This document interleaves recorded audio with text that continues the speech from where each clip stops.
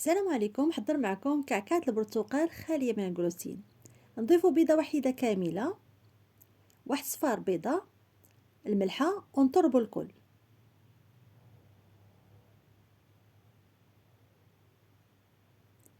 نضيف 200 غرام من دقيق اللوز، 30 غرام من دقيق تابيوكا، 60 غرام من دقيق جوز الهند، 120 مليلتر من عصير البرتقال،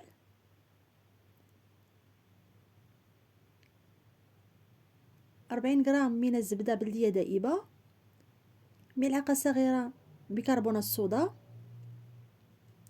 قشر برتقالة واحدة، البيض اللي طربنا من قبل، 40 غرام من العسل الحر، ونخلطوا الكل.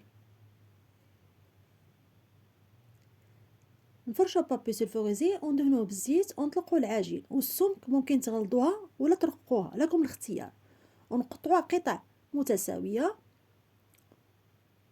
ونسخنوا الفران من قبل، وندخلوا الكعكات يطيبوا وندوزهم جدور الكلاصاج.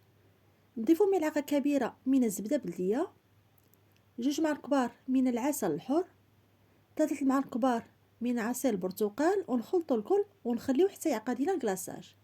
من بعد ما يعقد لينا الكلاصاج نخرجوا الكعكات البرتقال من الفرن ونسقيوه بالكلاصاج البرتقال، ونقدموهم بالصحه والراحه وتيجيو لذاذ.